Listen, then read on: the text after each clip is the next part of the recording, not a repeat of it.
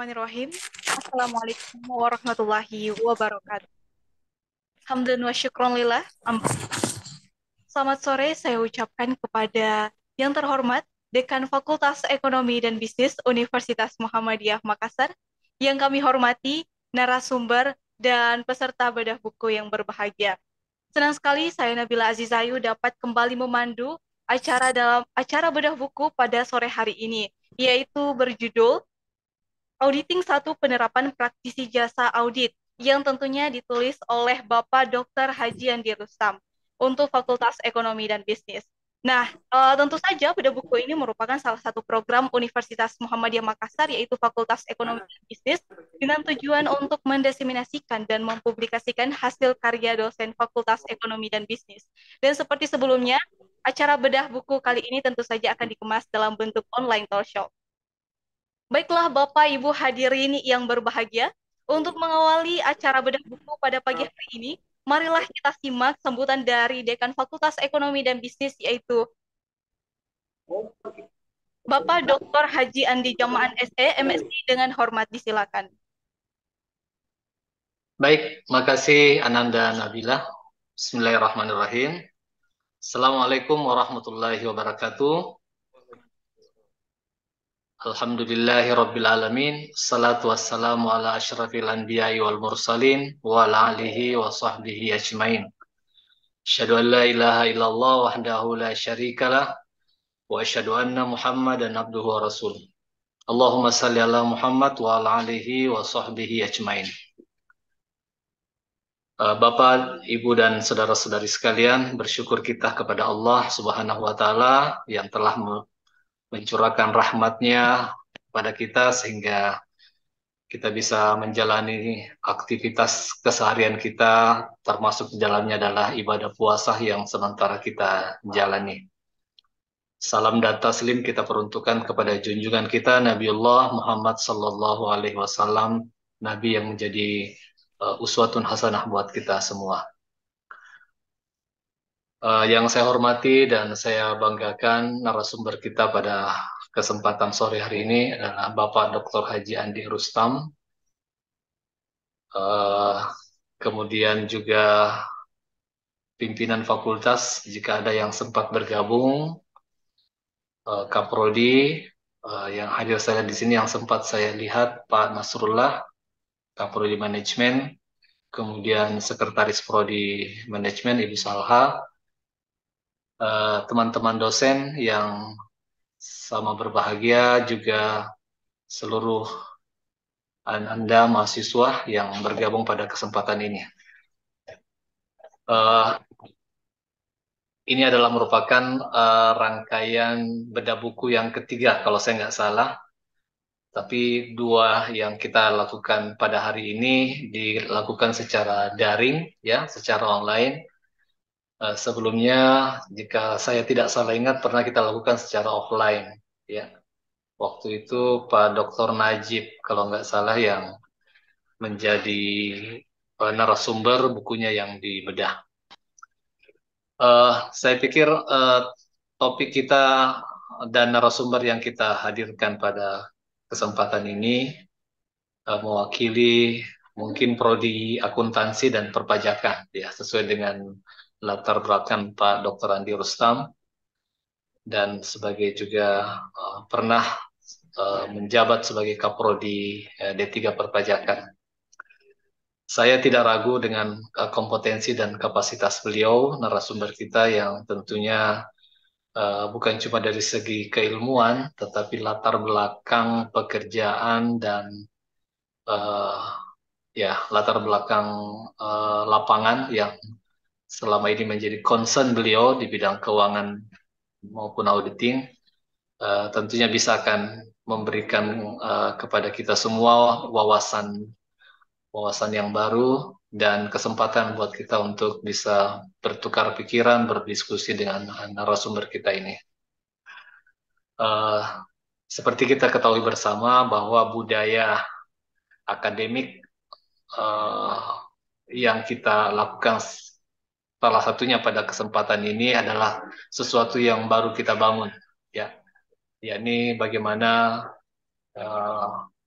karya-karya tulis dosen-dosen kita yang telah dibukukan maupun dalam bentuk penelitian yang dipublish pada jurnal-jurnal bereputasi itu kita carikan kita ya kita carikan tempat untuk mereka bisa uh, lebih mensosialisasikan gagasan-gagasan dan pemikirannya sehingga kita bisa langsung berdialog berdiskusi dengan narasumber tentang apa yang menjadi esensi pemikiran-pemikirannya di dalam buku maupun dalam jurnal yang telah diterbitkan. Uh, Pada tempatnya saya mengucapkan terima kasih ya kepada Bapak Dr. Andi Rustam yang telah menyempatkan waktunya untuk hadir di podcast kita ini yang bisa langsung secara live disaksikan dan berdiskusi langsung dengan beliau nantinya. Insya Allah ke depan kita akan tumbuhkan lagi hal-hal yang sifatnya menggali pemikiran-pemikiran dosen-dosen kita, karena boleh jadi apa yang disampaikan di forum ini ya itu tidak terdokumentasi dalam bentuk tatap muka perkuliahan. Jadi ini lebih sifatnya untuk menggali pemikiran beliau-beliau ya, pengalaman-pengalaman beliau baik secara teoritis maupun secara di tempat pekerjaan sesuai dengan latar belakang profesi untuk para ananda mahasiswa mendapatkan gambaran ya bagaimana sebenarnya eh, ya kalau untuk konteks ini ya proses auditing keuangan itu bisa kita lihat ya dalam kerangka teori dan praktek. Dan lain hal yang lain juga tentunya adalah eh, ini menjadi pemancing ya atau stimulan buat dosen-dosen teman-teman yang lain untuk bisa juga melahirkan karya-karya bukunya untuk nantinya bisa disosialisasikan dalam kesempatan ini. Pada saatnya nanti jika memungkinkan kita akan mengundang ya eh, pembicara lain yang sifatnya memberikan perspektif lain ya. Jadi bukan dari kalangan akademisi, tetapi mungkin dari kalangan praktisi. Ini mungkin pengembangan daripada bedah buku kita supaya tidak secara monoton hanya dosen dengan mahasiswa, tetapi kita juga akan mengundang dari pihak-pihak luar, utamanya dari kalangan praktisi, untuk memberikan penguatan terhadap apa yang dituliskan oleh narasumber kita. Semoga itu bisa kita wujudkan pada kesempatan-kesempatan yang akan datang. Dan pada akhirnya pimpinan fakultas sangat mengapresiasi kegiatan ini, berharap nantinya akan lebih ditingkatkan maupun baik dari segi kuantitas maupun kualitasnya. Demikian pengantar dari saya. Sekali lagi terima kasih atas kehadiran Bapak, Ibu, dan saudara-saudari sekalian pada kesempatan ini. Semoga ilmu yang kita pelajari pada kesempatan ini bisa menambah hasanah pengetahuan kita. Demikian dari saya akhiri dengan ucapan fastabiqul khairat, nasrun minallah wa fatun qarib wa basyiril mu'minin. Assalamualaikum warahmatullahi wabarakatuh.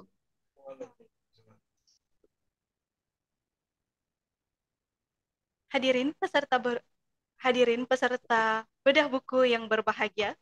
Kemudian saya akan memperkenalkan narasumber kita sore hari ini yaitu Bapak Dr. Haji Andi Rustam, SEMM AKCA CPA ASEAN CPA.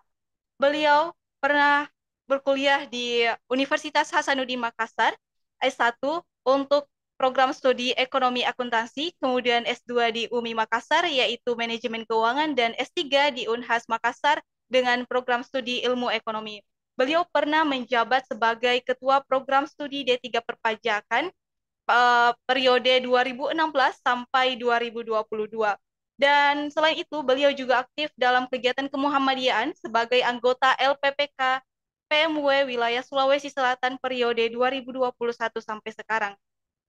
Pada kesempatan kali ini, kita akan membedah buku beliau, yaitu dengan judul Auditing 1 Penerapan Praktisi Jasa Audit, yang sebelumnya beliau pun aktif dalam penulisan, seperti berikut. Ada dari buku ajar hukum pajak yang saat ini masih dalam proses ya Pak.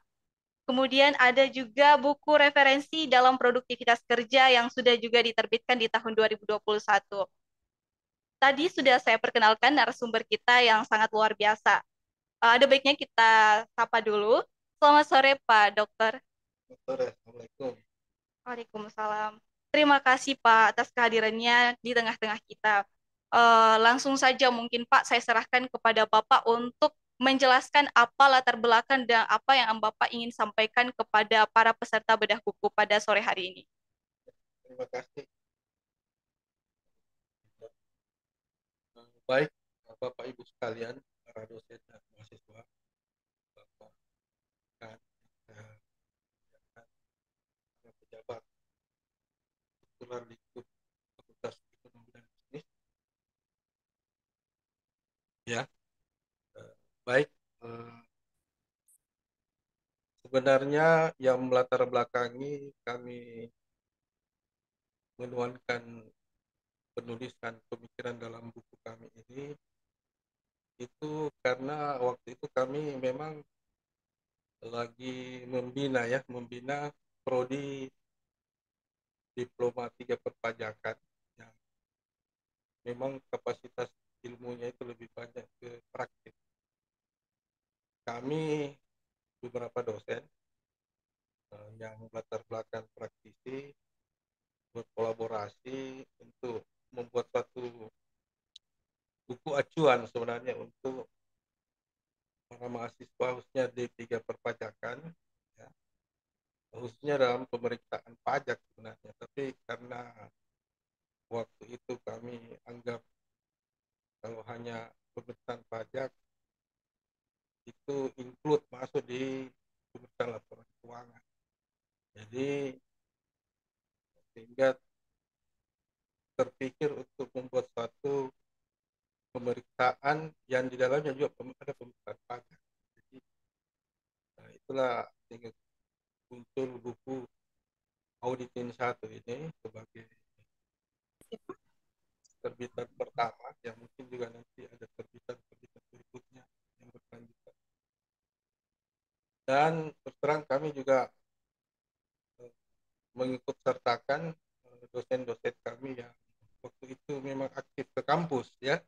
Jadi ada Alhamdulillah ada dokter juga, dokter Andi Arifangsa. Kemudian ada juga kandidat dokter itu Muhammad Adil.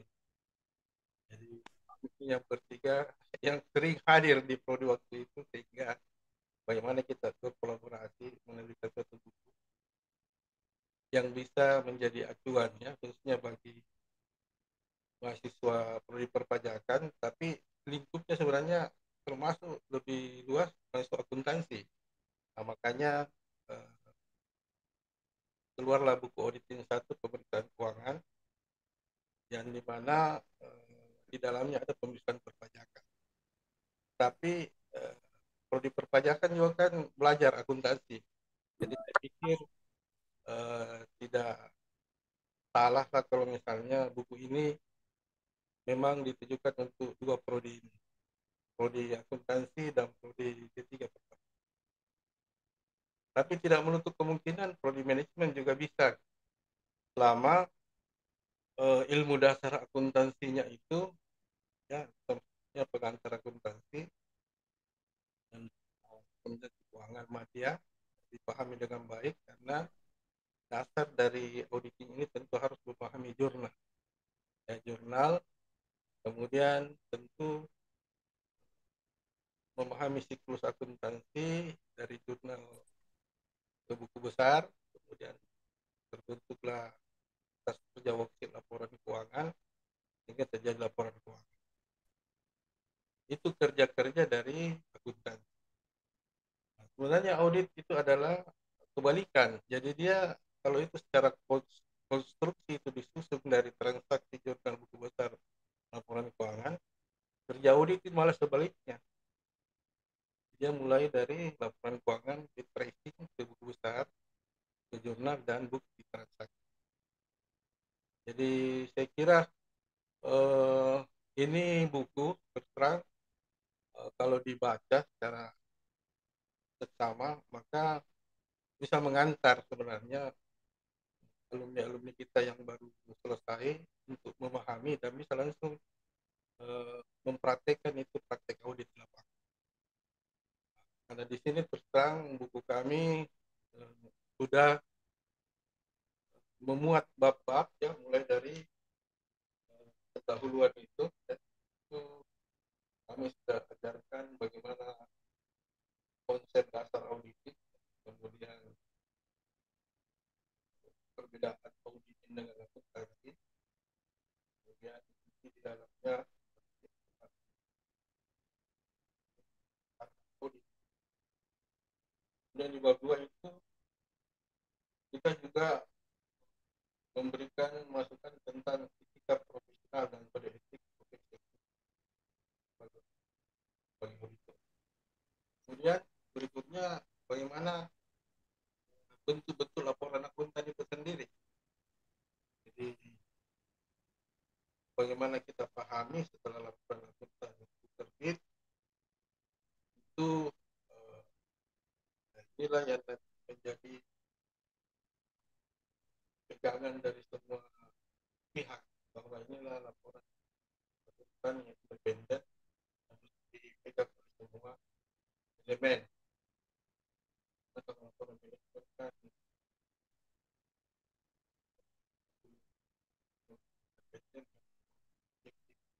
saja. Selanjutnya dalam buku ini ya juga bagaimana setelah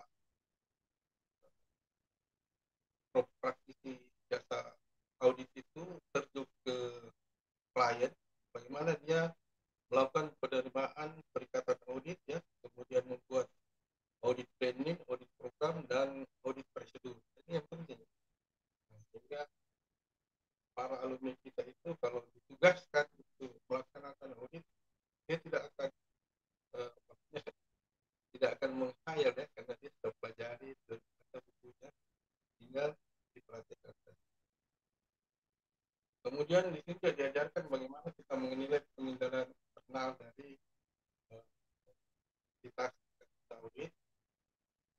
Sayangnya buku ini terakhir baru membahas satu cara pemeriksaan, yaitu baru pemeriksaan kas masyarakat. Bila saya katakan nanti mungkin buku berikutnya akan masuk ke pemeriksaan pos-pos berikutnya, yaitu juta audit prosedur ya,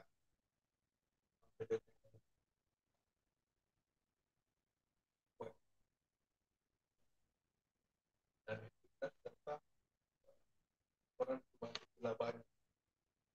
Jadi ini mungkin mudah-mudahan kalau kami masih punya waktu ya,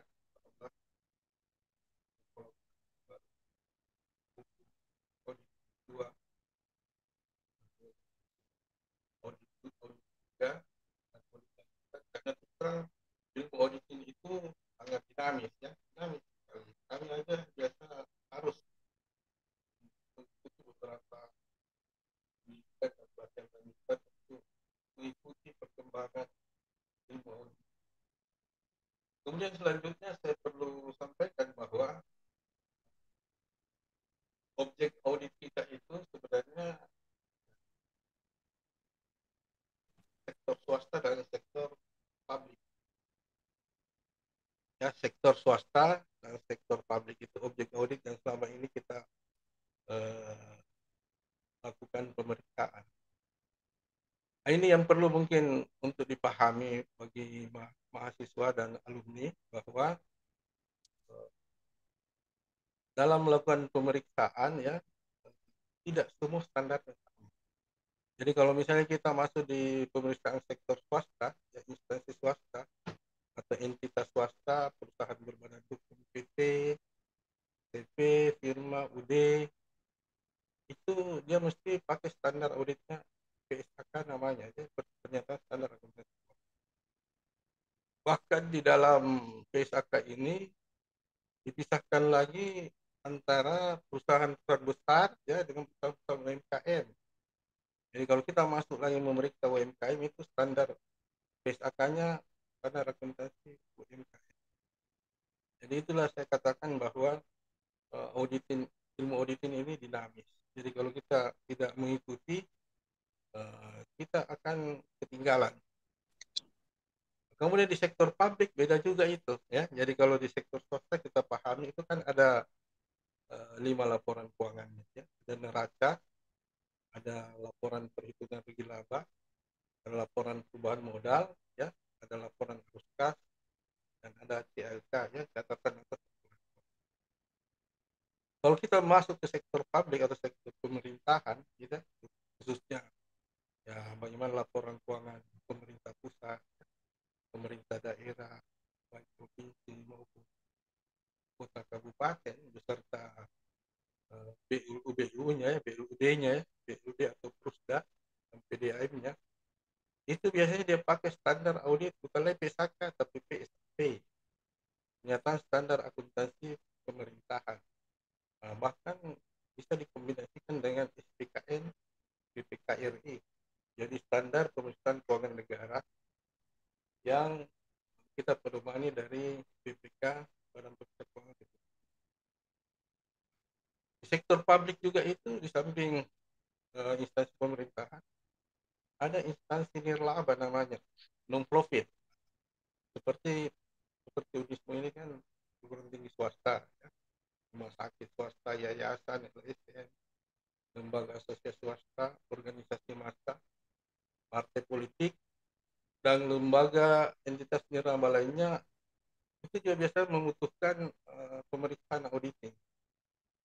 Sebagai seorang auditor, ya, yang khususnya ini alumni akuntansi mungkin dan D3 perpajakan yang berminat menjadi auditor, itu ada standar audit yang dipakai juga beda lagi.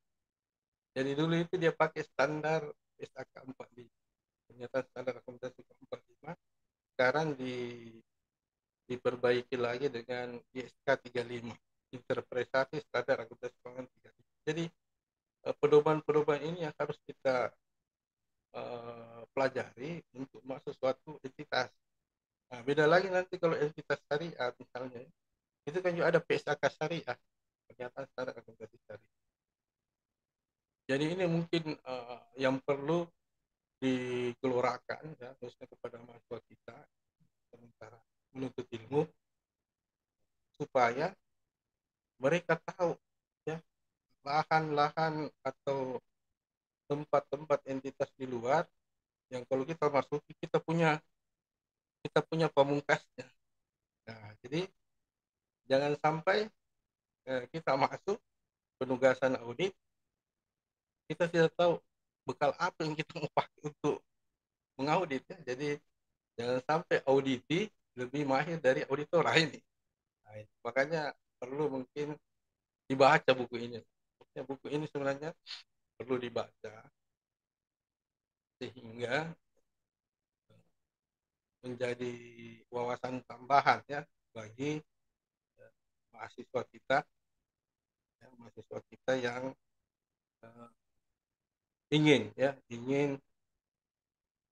kira-kira nanti ke depannya bisa berkarir di bidang ini, ya, baik sebagai akuntan publik, ya, bisa juga sebagai akuntan pemerintah kalau dia masuk di dalam pemerintahan tersebut.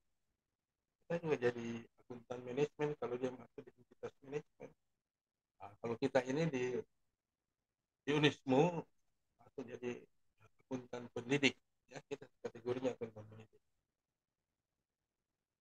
Sebenarnya perkembangan auditing ini mengalami, ya, sedikit perubahan. Kalau dulu itu orang masuk memeriksa seakan-akan dimaksudkan untuk mencari dan menemukan kecurangan, ya, serta kesalahan objek audit, kita cari temuannya. Tapi kemudian berkembang sebenarnya pemeriksaan laporan keuangan itu sekarang justru memberikan pendapat atas kebenaran, ya, penyajian laporan keuangan audit, ya, entitas. Jadi Jadi disitulah keluar opini-opini auditor. Ya. Mengapa? Karena setelah diaudit pasti banyak rekomendasi, banyak hasil-hasil yang akan disampaikan ke manajemen, manajemen letter, itu sangat berguna untuk pengambilan keputusan manajemen, ya, baik sektor swasta maupun sektor publik. Jadi ini barangkali perlu dipahami bahwa ke depan auditor, ya, tidak menjadi apalagi bahwa personal yang menyeramkan, ya, karena penugasannya itu bermacam-macam. Kalau dia yang umum-umum menurutnya setiap tahun itu perusahaan general audit itu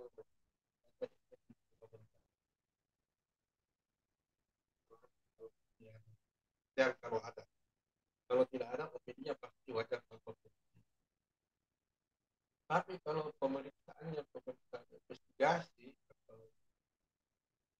pemeriksaan khusus, ini biasanya mencari penugasan dari pihak tertentu, misalnya yang pemegang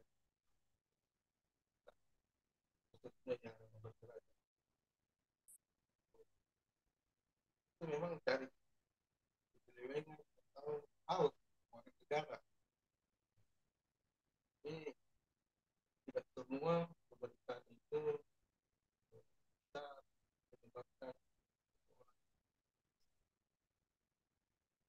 Ada juga sama audit management. Kalau audit management itu cuma ingin mencari efisiensi dan efektivitas dari suatu entitas atau lembaga. Jadi memang auditing ini ilmu yang perlu, ya, karena dia menjembatani antara yang pemilik atau pemegang saham, ya, dengan pengelolanya dengan beberapa pihak yang membutuhkan laporan keuangan tersebut. Apalagi kalau laporan keuangan yang sudah go public itu sangat dibutuhkan, karena dia kalau dia diaudit oleh auditor independen itu jadi kepercayaan investor, ya, yang mau menanamkan investasinya, kepercayaan perbankan, pemerintah juga untuk perpajakannya dan sebagainya. Nah, sebenarnya dalam buku ini juga di samping disebutkan itu tadi, ya, cara-cara audit, sebenarnya ada manfaat audit yang tidak peroleh sebenarnya bagi pihak yang audit, ya. Kenapa? Karena setelah kita audit, kita opinikan, mereka publikasi, itu menambah integritas laporan keuangannya, semakin dipercaya publik, ya. Kemudian tentu juga berguna untuk berusaha mencegah dan menemukan fraud yang dilakukan oleh pihak-pihak tertentu, misalnya dalam manajemen. Kemudian juga memberikan pemasukan tentang kesalahan dan penyimpangan yang mesti dihindari dan ditindaklanjuti, ya. Sehingga dunia usaha pasti percaya, ya, pada laporan ini, apalagi sudah diaudit oleh auditor independen, karena dia memberikan dasar yang objektif, ya, baik kepada siapa saja, baik pada karyawannya, serikat buruhnya, ya, manajemennya, pemegang sahamnya, pemerintah, perbankan, investor, dan sebagainya. Jadi, kemudian tadi saya sudah jelaskan mengenai perbedaan auditing dan akuntansi. Ya, jadi kalau accounting itu konstruksinya dari transaksi, ya, bukti, ada transaksi, ada bukti, kemudian kita jurnal, kita buatkan buku besar, kemudian kita buatkan laporan keuangannya. Sementara auditing itu dia bergeraknya dari atas, dari laporan keuangan, tracing ke buku besar, ke jurnal, ke bukti dan transaksi dan bukti. Jadi memang auditing ya ilmu yang mesti didasari ya oleh ilmu akuntansi. Nah, ini juga saya sudah jelaskan terkait dengan apa jenis-jenis audit, ada di buku juga di bab berikutnya itu mengenai luas pemeriksaan. Itu ada general audit, ada special audit, kemudian berdasarkan pemeriksaannya ada audit laporan keuangan, kemudian yang banyak ini di pemerintahan audit kepatuhan dan pengendalian internal, dan audit operasional untuk lembaga-lembaga tertentu. Kemudian bagi auditor ya sebenarnya bisa digolongkan menjadi 3 golongan ya. Auditor independen yang kerja di KAP, auditor pemerintah yang kerja di BPK dengan BPKP, auditor internal yang kerja di perusahaan. Kemudian jenis-jenis profesi akuntan tadi saya sudah sebutkan ya, akuntan pendidik untuk para dosen kita, akuntan publik yang bergerak di auditor independen, akuntan pemerintahan itu yang di BPK, BPKP, dan akuntan perusahaan itu di perusahaan.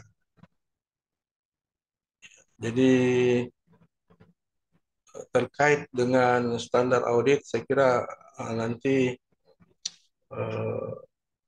akan dibaca lebih lengkap di buku ini ya, mengenai standar umumnya, standar pekerjaannya, standar pelaporannya ya. Jadi kalau misalnya nanti hasil laporannya bisa dikelompokkan karena kelompok pemberian opini itu ada 5 ya. Tadi itu unqualified opinion, wajar tanpa pengecualian. Kemudian unqualified opinion with explanatory language, jadi wajar tanpa pengecualian dengan ada catatan sedikit ya, bahasa penjelas. Kemudian qualified opinion, wajar dengan pengecualian. Ada pengecualian di pos-pos tertentu, wajar tapi ada pengecualian. Kemudian pendapat tidak wajar, ya. Kemudian disclaimer. Disclaimer ini tadi itu adverse, pendapat tidak wajar. Disclaimer ini pendapat yang memang ditolak, ya, menolak memberi pendapat.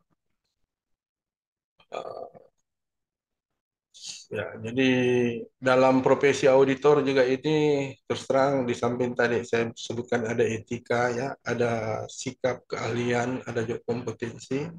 Itu semualah yang memberikan kemampuan tambahan ya setelah kita selesai S1, apakah sebagai D3 perpajakan mau jadi auditor perpajakan atau SAK mau langsung jadi auditor keuangan. Tentu ada etika, ada cara sikap berpikir dan keahlian serta kompetensi yang kita harus tambahkan untuk bisa masuk bekerja di jasa audit ini. Jadi perlu juga saya jelaskan bahwa di struktur ya, struktur kantor akuntan publik itu sebagai auditor independen itu kan level tertinggi biasanya itu pimpinan atau managing partner ya. Kemudian ada manajernya, ada supervisornya, kemudian ada auditor seniornya, kemudian ada auditor junior. Ini terbagi semua job-jobnya masing-masing ya. Jadi kalau misalnya partner pimpinan itu bertanggung jawab atas hubungannya dengan klien, ya, proses auditing, semua administrasi ditandatangani laporan dan membuat manajemen letter dan opini. Ya. Kemudian manajer mengawasi terhadap beberapa pekerjaan auditor senior, ada supervisor, ya, kemudian supervisor lagi mengawasi ya pekerjaan ketua tim atau auditor senior. Kemudian auditor senior bertanggung jawab terhadap proses teknik audit dan review pekerjaan auditor junior, dan auditor junior melakukan pekerjaan lapangan. Jadi untuk mencapai profesi ini memang punya jenjang juga ya. khususnya dalam profesi auditor. Biasanya kalau sudah kerja 5 tahun dengan mungkin jam auditnya sudah seribuan ke atas, ya itu sudah kita masukkan level senior ya. Kemudian tadi saya sudah jelaskan juga mengenai ya opini-opini akuntan ya, dari unqualified, ya, opinion, qualified, adverse, disclaimer. Terakhir ya teknik audit. Ya, jadi ini teknik audit memang diperlukan oleh kita yang auditor pemula ya, khususnya auditor junior ya. Teknik-teknik poaching, tracing, bagaimana memeriksa fisik ya, kemudian mengambil keterangan wawancara dari pihak auditi, kemudian melakukan scanning, rekonsiliasi, rekalkulasi, dan melaksanakan prosedur audit itu semua ada dalam buku. Karena setiap pekerjaan ya dalam melaksanakan audit itu berisi kertas kerja. Jadi kertas kerja ini ya adalah suatu berkas yang dikumpulkan auditor untuk melakukan pemeriksaan. Kertas kerja apa isinya? Berisi data yang berguna untuk menyusun laporan keuangan, yaitu laporan perubahan modal dan neraca. Jadi seorang auditor tanpa kertas kerja kayaknya untuk masa sekarang ini sangat riskan ya, karena kertas-kertas kerja inilah yang menjadi pendukung nanti untuk dibuatnya suatu laporan. Nah, karena di tipe-tipe kertas kerja itu ya ada pertama melakukan program audit, kemudian tentu ada worksheet-nya, ya, worksheet trial balance-nya, kemudian ada journal adjustment-nya, AJE-nya, kemudian membuat WBS-nya namanya, work balance sheet-nya, ya. Di situ memuat semua jurnal koreksi, jurnal reklasifikasi, sehingga nanti dapat didapatkan laporan audit. Jadi ada kertas kerjanya, ya. Jadi kemudian kita melakukan pemeriksaan, ada jurnal-jurnal koreksi, ada jurnal penyesuaian, ada jurnal reklasifikasi. Itulah semua dasar untuk menyesuaikan ya laporan keuangan internal perusahaan atau entitas sehingga nanti diperoleh laporan hasil audit. Kemudian ada dua lagi terakhir ini ya terkait dengan tahap-tahap audit laporan keuangan itu. Pertama memang kita harus melakukan penerimaan perikatan audit dulu ke klien sebelum kita masuk dalam perencanaan audit pada klien. Kalau sudah ada penerimaan perikatan audit, baru kita melakukan planning audit. Kemudian pelaksanaan pengujian audit dengan segala prosedurnya dan terakhir adalah pelaporan audit. Jadi banyak hal ya yang mesti dipelajari kembali, apalagi terkait dengan langkah-langkah perencanaan audit itu pasti ada ilmu bagaimana misalnya memahami bisnis klien. Itu pertama dulu ya, jadi mendapatkan pemahaman tentang bisnis klien. Kemudian melaksanakan prosedur analitis terhadap kegiatan bisnis klien. Kemudian menetapkan pertimbangan awal tingkat materialitasnya. Nah, karena ini menjadi dasar ya, kalau misalnya dia wajar dalam semua hal yang material, berarti dia sudah WTP. Tapi kalau tidak wajar, itu ada pengecualian di situ. Ya, makanya disebut di sini menetapkan pertimbangan awal tingkat materialitas. Kemudian mendapatkan pemahaman tentang struktur pengendalian. Ini penting karena kita pelajari misalnya di perusahaan pengendaliannya bagus tidak. Kalau pengendalian internalnya sudah jalan normal, misalnya ada ada otorisasinya bagus ya, pengeluaran kas, otorisasinya bagus, penerimaan pendapatan misalnya Kak, penerimaannya bagus, kalau masuk kas, masuk bank dan seterusnya. Nah, itu kita sudah memahami bahwa pengendalian internalnya bagus. Jadi bisa mengurangi sampel-sampel yang kita rasa rawan di situ, di transaksinya ya. Nah, kemudian setelah itu kita sebelum melakukan eh, laporan opini terakhir harus mempertimbangkan risiko audit karena bisa bisa bermasalah dari opini yang kita keluarkan. Nah, kalau opini kita kasih WTP kemudian banyak bengkalai, itu dipertanyakan publik. Tapi kalau kita mau tahu misalnya, oh memang dia kasih opini wajar dengan pengecualian, pengecualian asetnya belum beres dan sebagainya, baru kita keluarkan opini, itu kita resikonya lega. Namanya resiko audit untuk auditor ya. Oleh karena itu materialitas dan resiko ini jadi pertimbangan ya untuk mengeluarkan opini yang saya sebutkan tadi ya, ada 5 itu. Kemudian sebenarnya banyak yang saya ingin jelaskan ini ya, cuma mungkin waktu berangkat karena kalau saya bahas 9 bab ini ah, mungkin bisa sampai buka puasa ini.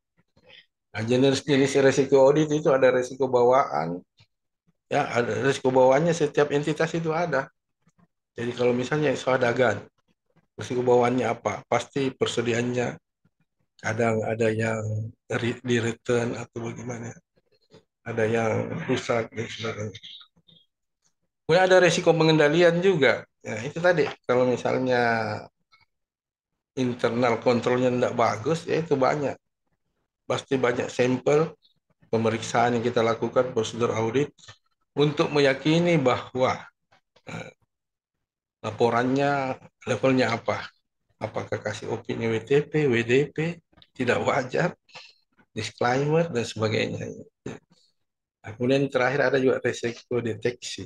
Deteksi kesalahan-kesalahan yang terkait dengan asersi-asersi manajemen yang dilakukan. Jadi memang butuh inilah apa eh, tambahan wawasan sehingga kita mahir dalam melakukan suatu rangkaian pemeriksaan. Saya kasih contoh terakhir di sini ya, mengenai baru masuk terakhir bagaimana melakukan pemeriksaan kas dan setara kas. Jadi kalau pemeriksaan kas dan setara kas itu kan biasanya kita ambil saldo kasnya di neraca, ya berapa saldo kasnya per 31 Desember. Langsung kita masuk ke bendahara, hitung cash of them dananya kan. Pada saat itu, walau misalnya 31 Desember misalnya sudah lewat, 31 Desember misalnya 2022, sekarang kan sudah April, sekarang sudah Maret 2023 ya. Nah, posisi cash Maret 2023 harus di cash of name dengan bukunya. Nah, kemudian nanti kita akan lakukan tracing, maksudnya kita hitung balik ke belakang pemasukan pengeluarannya selama Januari sampai Maret. Apakah ketemu posisi kas 31 Desember 2022 yang dicantumkan di neraca? Kan itu ada anunya ya. Jadi kapanpun pasti kita tahu berapa posisi kas sebenarnya.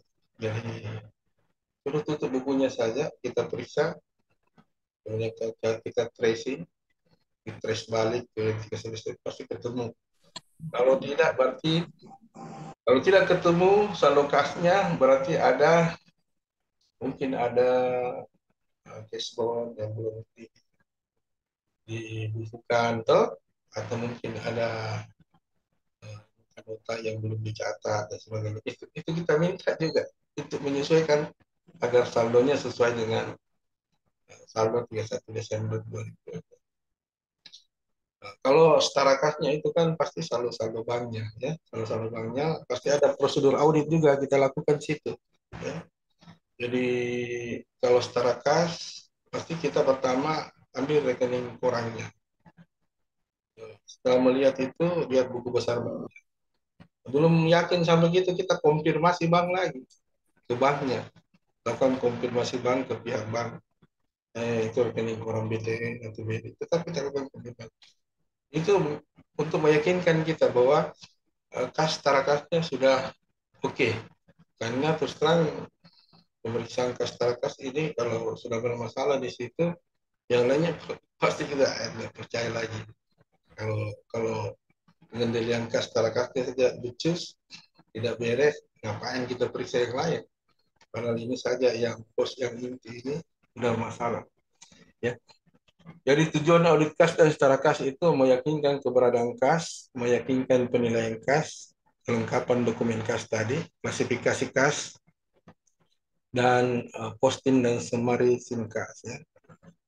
Kemudian prosedur auditnya kas setara kas itu ini tadi bandingkan saldo kas dan setara kas yang ada di neraca dengan saldo akhir buku besarnya, hitung. Nah itu hitung ya, hitung itu maksudnya kita harus berita acara case of name ya, saldo akhir di buku besar kas, kemudian telusuri pendebitan pekreditan kas ke masing-masing jurnal, lakukan cash account secara serentak dan buat cash account sheet-nya.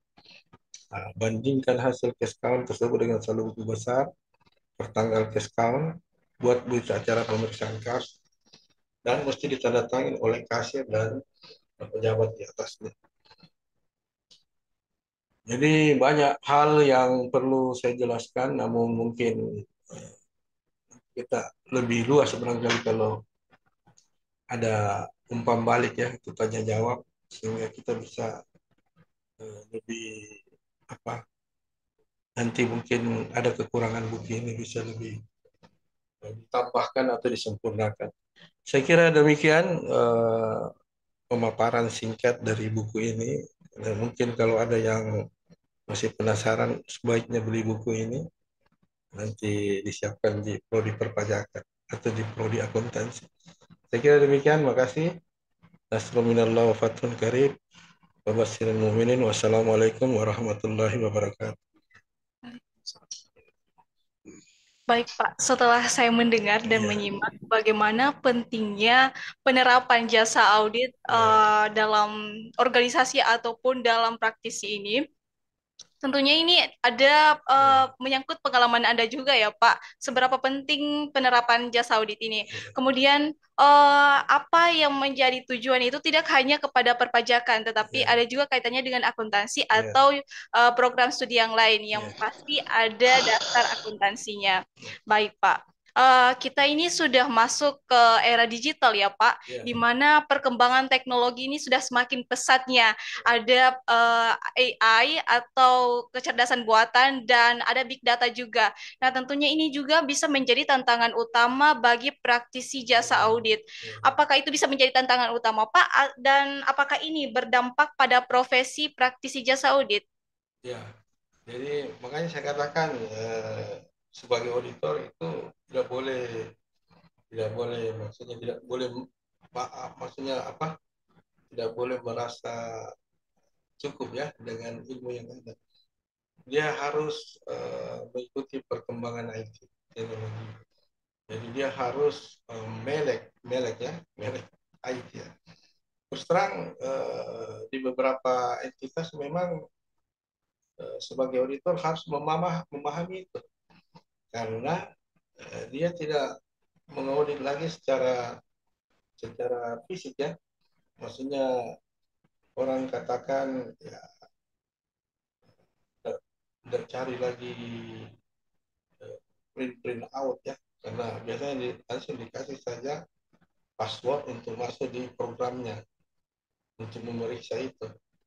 Jadi bisa dikatakan seorang auditor harus mahir program akuntansi, program computerized accounting harus mahir dan menguasai alur-alurnya mulai dari jurnalnya sampai dengan output laporan keuangan. Jadi dia harus pelajari itu. Jadi kalau memang ada entitas ya yang dalam melakukan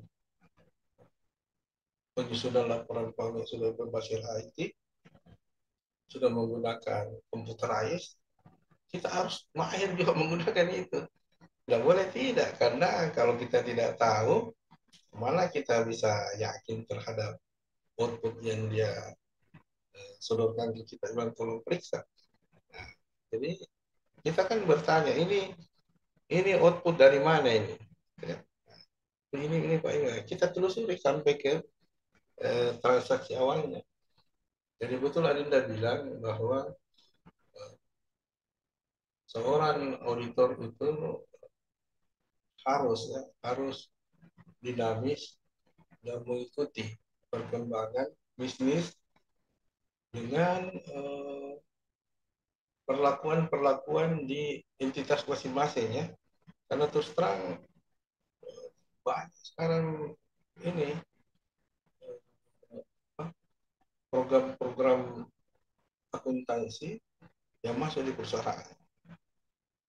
Bahkan ada yang misalnya kalau aset saja, itu dia sudah buatkan satu computerized aset khusus mengaudit aset saja, satu program itu.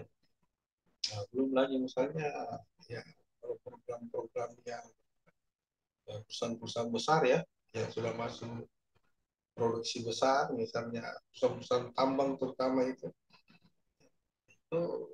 betul-betul untuk meyakini dia punya aset dan persediaan, kita harus masuk ke situ cara kerjanya. Makanya pemeriksaannya juga, prosedur auditnya juga panjang dan lama. Jadi saya kira itu tidak jawabannya bahwa auditor tidak boleh terlena ya dengan ilmu yang diperoleh dari buku ya. Dia harus mengembangkan kapasitas dirinya dan melek teknologi. Saya kira itu. Iya. Baik, Pak. Berarti betul ya, Pak, seorang jasa audit itu harus melek media, karena kan ini Ya, jasa audit dinamis, sifatnya iya. dinamis. Iya. Baik. Saya persilahkan kepada peserta bedah buku, apakah ada yang ingin bertanya?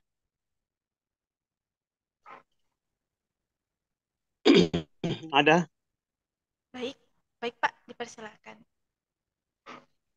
Assalamualaikum warahmatullahi wabarakatuh. Waalaikumsalam. Dengan Pak Amran. Oh iya, silakan Pak Amran. Gini Pak, saya tadi tertarik dengan Bapak punya penjelasan terkait dengan pemeriksaan prosedur kas Pak. Ya, Itu yang memang sangat penting dimanapun kita sebagai seorang auditor itu sangat penting Pak. ya, Kadang begini Pak, kasusnya begini. Setelah tutup buku Pak, kita neraca. Umpama kasnya nilainya umpama 10 juta Pak. ya. Ya. Tapi kadang setelah diperiksa, kita periksa ke kasir, kok uangnya kurang Pak. Sekarang juga lebih Pak. Ya. Itu yang kan Pak yang jadi masalah.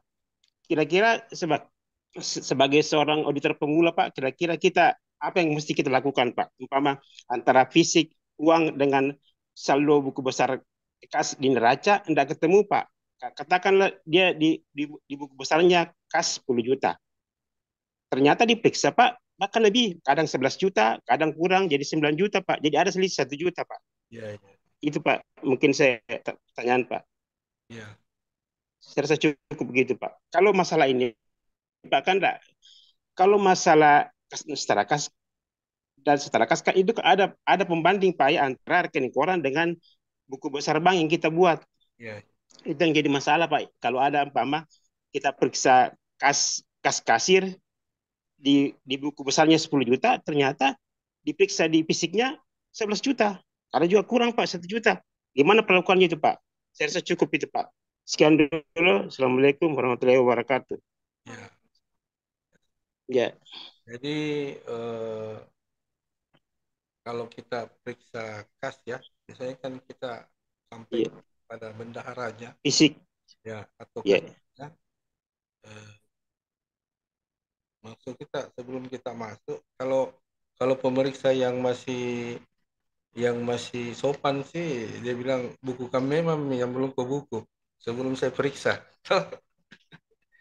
Catat memang mi semua yang mau saya pertanggungjawabkan semua mi sebelum saya masuk periksa. Sebab kalau saya masuk periksa terus ada selisih atau kurang kas, itu tanggung jawabmu.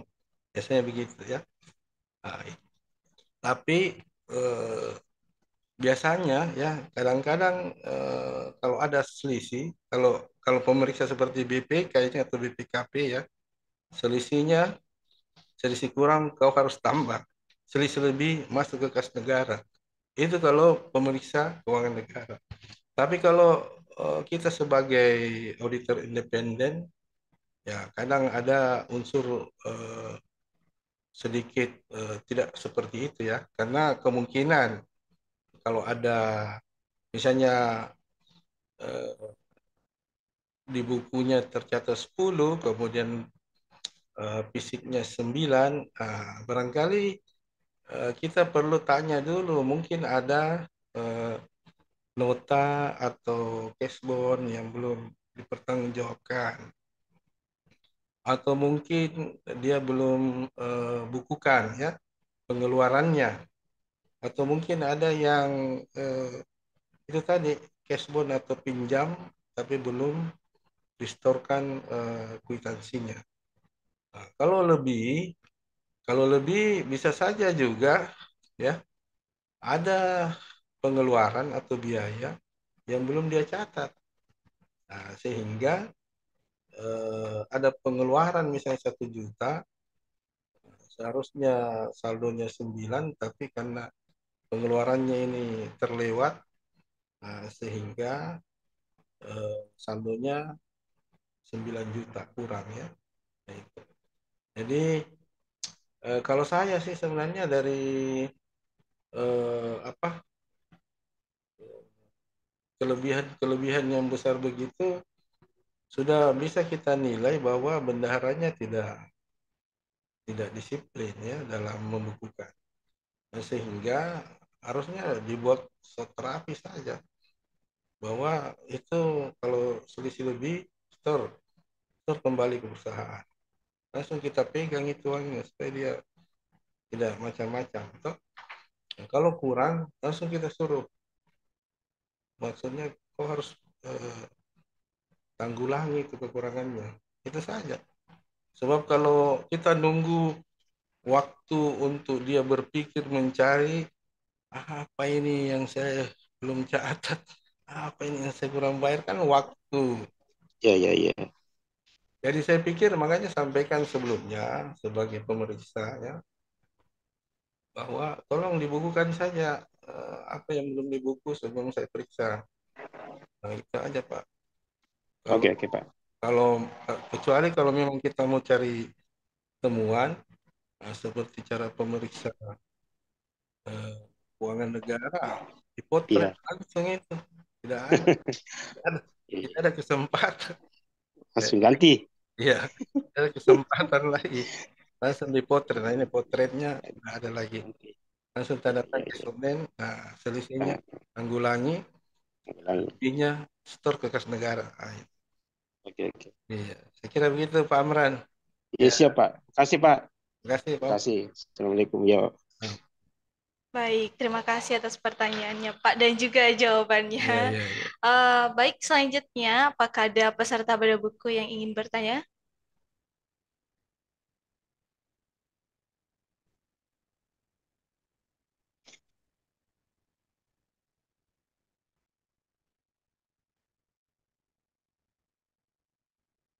Oke.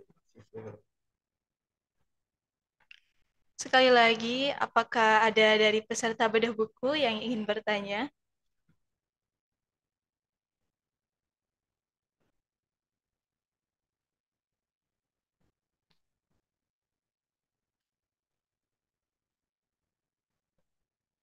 Sebentar, sebentar, itu.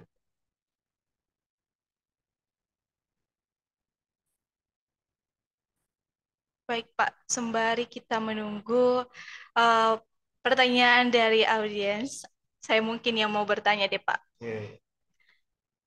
Silakan. Iya, Pak. Menurut Bapak, apa yang harus dilakukan oleh praktisi jasa audit untuk mengantisipasi perubahan regulasi dan lingkungan bisnis yang cepat berubah ini, Pak? Ya, jadi sebenarnya kami ini yang bergerak ya di profesi audit, kita dibawahi oleh suatu organisasi besar, yaitu Ikatan Akuntan Indonesia dan Institut Akuntan Publik Indonesia. Jadi kalau terkait ada regulasi yang sedemikian mempengaruhi kita punya profesi,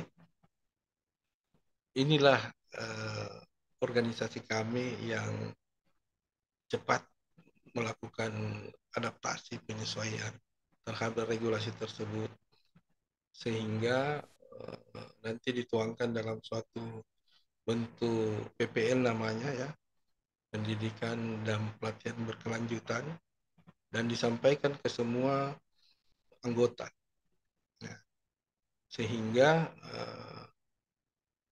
apa yang ditetapkan oleh organisasi besar ini, tindak lanjutnya atau antisipasinya, itu yang kami laksanakan. Ya, karena terus terang yang duduk di Dewan Standar Ikatan Akuntan Indonesia itu orang-orang, ya mau dikatakan orang-orang hebatnya akuntan di Indonesia, karena mereka biasanya alumni-alumni luar negeri, ya alumni Jawa, UI, UGM ya, dan sudah studi ke luar negeri, sehingga dia sudah membandingkan standar-standar accounting baik Amerika maupun Eropa dan negara-negara lain. Kemudian dimasukkan ke Indonesia dalam bentuk mix ya. Nah, sehingga apapun yang terjadi atas perubahan regulasi yang dilaksanakan pemerintah itu, organisasi induk kami itu selalu tanggap ya, dan selalu beradaptasi secepat mungkin. Contoh misalnya, dulu belum ada itu dulu audit dana pilkada dulu, waktu belum ada pemilihan bupati kepala daerah secara langsung. Tapi karena dia lihat, wah ini kalau tidak diawasi atau tidak, ini tidak ada pertanggungjawabannya, maka dibuatlah itu audit dana pilkada. Nah, dengan prosedur auditnya yang betul-betul sudah dipantau mulai pada saat pencalonan, berapa dana masuk, kemudian ada batasan dana calon per orang, itu semua diawasi, diperiksa, sehingga tidak ada peserta pilkada itu yang menyalahi aturan. Nah, jadi maksudnya persaingannya persaingan sehat di antara para kandidat, karena sumber dananya ketahuan. Nah, ada batasannya, misalnya perorangan harus cuma menyumbang misalnya maksimal 50 juta. Kalau instansi maksimal 50 juta dan sebagainya. Jadi dibatasi itu. Nah, sehingga kalau ada yang melanggar, kita bisa kasih opini. Nah, bisa menghambat pencalonannya, karena ini laporan kita ini ke KPU. Nah, Komisi Pemilihan Umum, karena Komisi Pemilihan Umum yang berikan pekerjaan ke auditor untuk mengawasi dana-dana pilkada masing-masing peserta pemilu. Saya kira itu. Iya. Baik, Pak. Terima kasih atas jawabannya. Kita kembali lagi kepada audiens. Apakah ada yang ingin yang bertanya?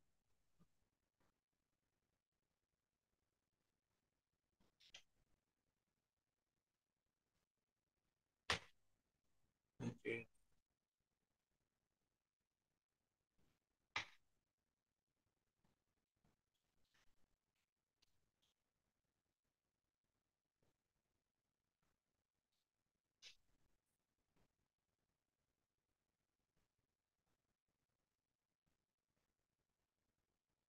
Baik, kalau sudah tidak ada yang ingin bertanya, kita serahkan selanjutnya kepada Bapak Dr. Haji Andi Rustam selaku narasumber untuk menyampaikan closing statement dari diskusi kita sore hari ini. Silakan Pak. Ya. Saya hanya ke mahasiswa ya, khususnya mahasiswa prodi perpajakan. Ya. Terus terang prodi perpajakan itu ilmunya dia betul-betul ilmu terapan. Jadi dia sudah tahu itu jenis-jenis pajak, kemudian bagaimana tarifnya, pemungutannya, pembayarannya, dan semua jenis pajak, mulai dari PPN yang 11%, bagaimana cara memungut misalnya, kemudian menyetor dan melaporkan. PPh 21 juga bagaimana cara hitungnya secara progresif, kemudian direkapitulasi secara menyeluruh di suatu perusahaan, kemudian dibayar dan dilaporkan. PPh 22, 23, kemudian dan seterusnya, sehingga kalau dia masuk sebagai auditor pajak, pasti ilmu yang diterapkan itu, pasti ilmu yang dia peroleh itu dia terapkan. Nah, itulah yang benar sebenarnya. Jadi kalau ada di entitas yang salah penerapan pajaknya, dia koreksi pajaknya. Sama juga misalnya mahasiswa akuntansi. Akuntansi yang setelah keluar dibekali ilmu-ilmu ya terkait dengan jurnal, kemudian bagaimana pencatatan aset dengan perolehan tarifnya, penyusutannya, akumulasi penyusutannya. Kalau dia masuk memeriksa misalnya, kemudian melihat asetnya tidak seperti yang dipelajari, maka dia pasti jadi memperbaiki.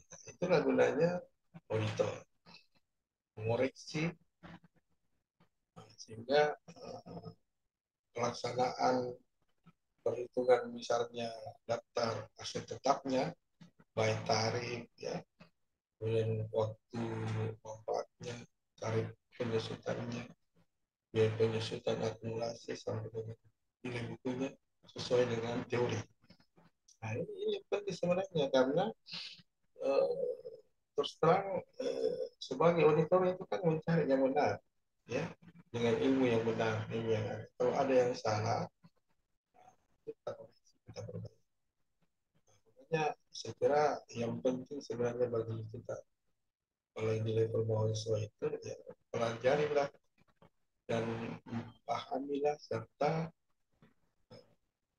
ya bukan berarti menguasai, minimal mengetahuilah semua secara garis besar mata kuliah yang diajarkan oleh dosennya, karena terus terang akan berguna nanti, terus terang berguna nanti, belum dirasakan ini, karena banyak saya dapatkan itu klien dia merasa menyesal waktu dia mahasiswa dia tidak pelajari betul ilmu itu, sehingga dulu sayang saya Pak, kenapa kenapa saya bekerja di sini, kenapa saya tidak pelajari baik-baik, misalnya mengenai pajaknya, padahal ternyata manfaatnya sangat besar di kemudian hari, di mana nanti tempat kita bekerja. Saya kira itu, makanya kalau Anda masuk pajak, pelajari semua, dalami, akuntansi, pahami semua, dalami, begitu pun juga ilmu saya di prodi manajemen dan seterusnya. Itu saya barangkali ya, mudah-mudahan dosen-dosen juga ya memberikan apa namanya perpindahan ilmu ke mahasiswa itu secara baik ya, supaya kita memberikan semua ilmu yang kita ketahui pada mahasiswa, karena kalau ilmu bermanfaat itu amal jariahnya jalan terus. Karena ada pepatah itu kalau ilmu yang tidak dimanfaatkan seperti pohon yang besar tapi tidak ada buahnya. Nah, Akhirnya saja dikeluarkan semua ilmunya ke mahasiswa sebanyak-banyaknya supaya menjadi amal jariah. Dan kita juga pasti inginkan mahasiswa kita lebih pintar dan lebih sukses dari kita. Saya kira itu. Baik, Pak. Terima kasih atas closing statement-nya. Ada banyak sekali insight yang bisa kita dapatkan dari diskusi bedah buku pada sore hari ini. Dan tak terasa waktu kita sudah habis.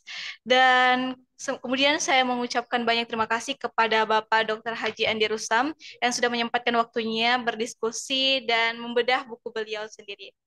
Dan juga terima kasih kepada audiens dan Bapak Ibu peserta bedah buku pada sore hari ini. Akhir kata, saya pamit undur diri. Wassalamualaikum warahmatullahi wabarakatuh. Waalaikumsalam.